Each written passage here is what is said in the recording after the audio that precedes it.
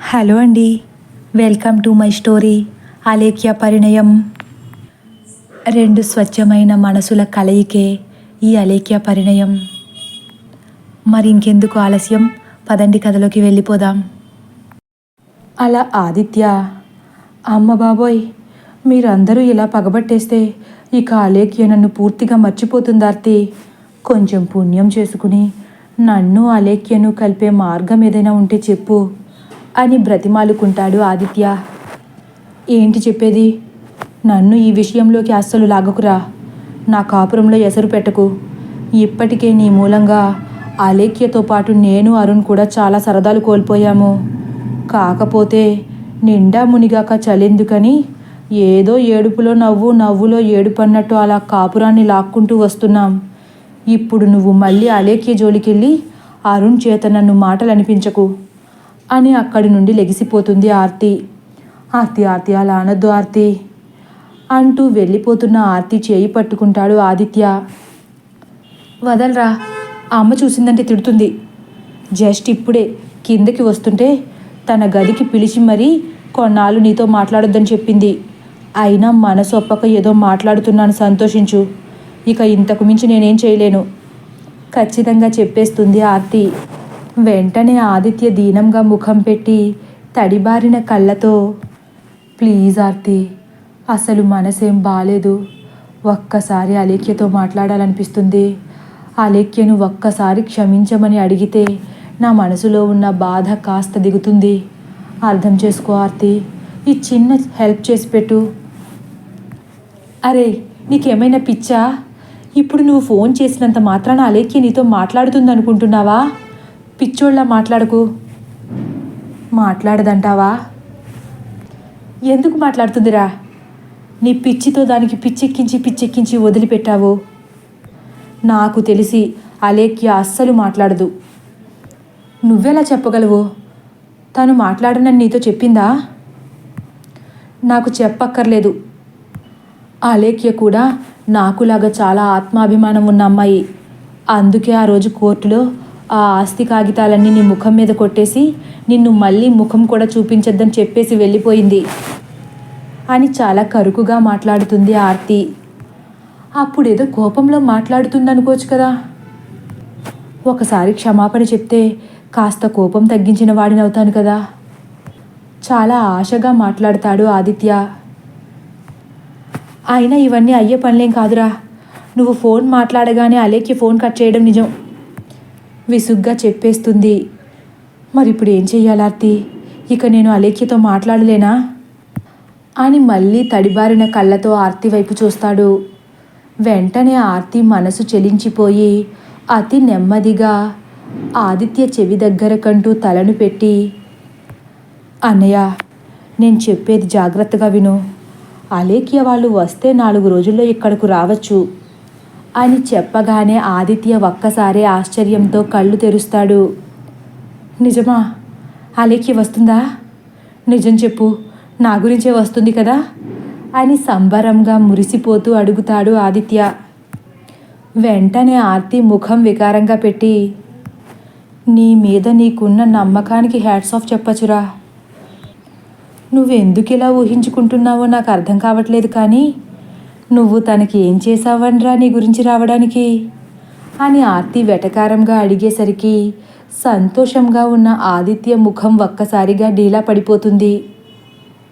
మరెందుకు వస్తున్నట్లు అంటాడు. అదా, నిన్న రాత్రి మీ విడాకుల విషయం తెలిసిన వెంటనే పెదమావయ్య గారికి స్ట్రోక్ వచ్చిందంట. స్ట్రోకా? భయంతో కళ్ళు తేలేస్తాడు ఆదిత్య. అని తలాడిస్తుంది ఆర్తి. ఇప్పుడు ఎలా ఉంది? కంగారు పడిపోతూ అడుగుతాడు. బాగానే ఉందంట్లే. అలేఖ్య సిపిఆర్ చేసి కాపాడిందంట. నీ అదృష్టం కొద్దీ ఆయన బ్రతికి బట్ట కట్టారు నీరసంగా చెప్పుకొస్తుంది ఆర్తి. ఆదిత్య అయోమయంగా ముఖం పెట్టి, అవును ఆర్తి, ఒకవేళ ఆయనకు ఏదైనా జరగకూడనిది జరిగితే అలేఖ్య వాళ్ళ ఫ్యామిలీ ఇక జన్మలో నన్ను క్షమించకపోదురు అని ఊపిరి పీల్చుకుంటాడు ఆదిత్య. నేను అదే అనుకున్నాను. అందుకే ఆయన్ని ఈరోజు టౌన్కి తీసుకువెళ్దాం అనుకుంటున్నారంట. ఆ విషయం నాన్నగారితోనూ అమ్మతోని చెబితే ఒకసారి ఇక్కడ కూడా చూపిద్దాం తీసుకురమ్మని నాన్న అమ్మ చెప్పారు అంటుంది ఆర్తి. అడిగిన వెంటనే వస్తానన్నారా? ఆదుర్దాగా అడుగుతాడు ఆదిత్య. ఎక్కడా? వాళ్ళు ఈ ఇంట్లో ఏ ముఖం పెట్టుకుని అడుగు పెడతారు? నీ మాటలతో అంతలా వాళ్ళ గుండెల్ని పిండి పిప్పి చేసేశావు. చాలాసేపు బ్రతిమాలారు, కానీ ఎన్నిసార్లు అడిగినా వాళ్ళు ఊ అనలేదు. చివరికి అరుణ్ బాగా పట్టుపట్టడంతో కాదనలేక పెద్ద మావయ్య గారి ఆరోగ్యం కోసం తప్పక ఊ అన్నారు. అమ్మయ్య, పోన్లే. 4 రోజులంటే ఏ రోజు వస్తున్నట్లు? శనివారం వస్తున్నారా? కనుబొమ్మలు చిట్లించి అడుగుతాడు ఆదిత్య. తెలీదు. నాకు తెలిస్తే నీకు చెబుతాను. అప్పటికి వరకు ఈ విషయం గురించి నా దగ్గర ఎత్తకు. ఆ అమ్మ వచ్చేస్తున్నట్లుంది, దూరంగా కూర్చో అని పక్కకు జరిగిపోతుంది ఆర్తి. ఆర్తి ఊహించినట్లుగానే శకుంతల పైనుంచి కిందికి వస్తుంది. ఆదిత్యకు కాస్త దూరంగా ఉన్న ఆర్తిని చూసి, ఇంకా ఎక్కడే నిలబడ్డావే, పద అని కసురుకుంటుంది. అదిగో చూసావా, నీ మీద కోపాన్ని నీ మీద చూపించలేక నా మీద పడుతున్నారు అందరూ.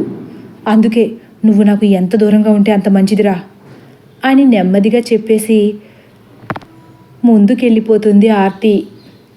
ఇంతలో అక్కడ టీపై మీద ఉన్న శకుంతల ఫోన్ రింగ్ అవుతుంది. శకుంతల ఫోన్ తీసుకోవడానికి అక్కడకు వస్తుండగా ఆదిత్య ఫోన్ వైపు చూస్తాడు. ఫోన్ స్క్రీన్పై అలేఖ్య అని పేరు కనిపించడంతో ఒక్కసారే ఆదిత్య ముఖం కోటి తారల వెలుగుతో వెలిగిపోతుంది. తను ఆ ఫోన్ తీద్దామనుకునేసరికి శకుంతల అమాంతం ఆ ఫోన్ తీసుకుని ఆదిత్యను ఏమాత్రం పట్టించుకోకుండా అక్కడి నుండి ముందుకు అడిగేస్తూ, అలేఖ్య, ఏంటమ్మా అప్పుడే ఈ అత్తయ్య గుర్తొచ్చేసిందా అని ప్రేమగా గుమ్మం వైపు అడుగులు వేస్తుంది. ఆదిత్య కూడా హడావిడిగా శకుంతల వెనకే అడుగులు వేస్తూ వెళుతున్నాడు. శకుంతల అలేఖ్యతో, ఓ అందుకు చేశావా? నేను గుర్తొచ్చి చేశావనుకున్నాను అని బాధగా అంటుంది శకుంతల. అలేఖ్య ఏం మాట్లాడుతుందో ఆదిత్యకు అర్థం కావట్లేదు, కానీ శకుంతల మాత్రం, సరేనమ్మా, ఇక నీ జ్ఞాపకాలు ఏవి మా దగ్గర ఉండకూడదని నువ్వు కోరుకుంటున్నావని మాకు అర్థమైంది. సరే, నీకు నచ్చినట్లే చేస్తాంలే. అయినా ఇంకా 4 రోజుల్లో ఎలాగో మీరు వస్తున్నారంటగా, అప్పుడు నీ వస్తువులన్నీ తీసుకెళ్ళిపోదువు గాన్లే అంటుంది మళ్ళీ అలేఖ్య అవతలి వైపు నుంచి ఏదో మాట్లాడుతుంది. దానికి సమాధానంగా శకుంతల, అవునా, నువ్వు కూడా రావచ్చు కదమ్మా, ఒక్కసారి నిన్ను చూడాలనిపిస్తుందా లేఖ్య అంటూ శకుంతల గుమ్మం దాటి బయటకెళ్ళిపోతుంది. ఆదిత్య కూడా వెనకే ఉన్నాడు. నీకు అంతగా ఇక్కడ ఉండడం ఇష్టం లేకపోతే మీరందరూ వేరే చోట ఉందురు గాని, రఘురామయ్య గారికి పూర్తిగా నయం అయ్యే వరకు మీరు అందరూ ఇక్కడ ఉంటేనే క్షేమం అనిపిస్తుంది అంటుంది. ఆదిత్య ముఖంలో వెలుగు వస్తుంది. సరే, ఏదో ఒకటి ఆలోచించి చెప్పు. ఇప్పుడు నువ్వు రాకపోతే ఇంకెప్పుడు మా ఇంటికి రావడానికి ఉండదు అలేఖ్య. మాకు నిన్ను చూసే అవకాశం కూడా దక్కకపోవచ్చు అని చాలా భారంగా మాట్లాడుతుంది. నిన్ను ఈ ఇంట్లో వాడొక్కడే వద్దనుకున్నాడు కానీ మిగిలిన వాళ్ళందరూ ఎంతగానో ప్రేమించామని మరచిపోకు. ఆదిత్య భార్యగా నువ్వు మాకు దూరమై ఉండొచ్చు కానీ నువ్వెప్పుడూ నా ముద్దుల కోడలివే అని కార్ దగ్గరకు వెళుతుంది. సరే అలేఖ్య, ఉంటాను అంటూ ఫోన్ పెట్టేసి డోర్ తీసి కారులోకి ఎక్కుతుండగా, అమ్మా, మిమ్మల్ని షాపింగ్కి నేను తీసుకెళ్తాను అంటాడు ఆదిత్య. శకుంతల ఒక్కసారి ఆగిపోయి వెనక్కి చూసి, వద్దులే ఆదిత్య, నీతో బయటకు వెళ్ళి చాలా సంవత్సరాలు అయిపోయింది కదా, అలవాటు తప్పిపోయింది. మళ్ళీ మాకు ఇటువంటి కొత్త కొత్త అలవాట్లేమీ చేయకు. నువ్వు ఎప్పుడు ఎలా ఉంటావో ఎవరికి అర్థం అవ్వదు. ఇక తట్టుకునే శక్తులు మాకు లేవు అంటూ వేగంగా కారెక్కేసి అప్పటికే రెడీగా ఉన్న ఆర్తిని చూస్తూ, పోని రాము అంటుంది. రాము ఒక్క క్షణం కూడా ఆగకుండా కార్ స్టార్ట్ చేసేస్తాడు. వెళుతున్న కార్ వైపు ముభావంగా చూస్తూ ఉండిపోతాడు ఆదిత్య. అలా ఆదిత్య అలేఖ్య ఇక్కడికి వస్తుందో రావట్లేదో కనుక్కోవడానికి ఆర్తి వాళ్ళు షాపింగ్ నుంచి ఎప్పుడు ఇంటికి వస్తారో అని 1000 కళ్ళతో ఎదురు చూస్తున్నాడు. ఆర్తి ఇంటికి వచ్చిన వెంటనే శకుంతలతో అలేఖ్య ఏం మాట్లాడిందో తెలుసుకుందామనుకుంటున్నాడు. ఆర్తి వచ్చిన వెంటనే ఇలా మొదలు పెడతాడు. ఏం షాపింగ్ చేసేసావే? ఇప్పటి వరకు ఉండిపోయారు? ఉదయం ఎప్పుడో వెళ్ళారు అని అనుమానంగా అడుగుతాడు.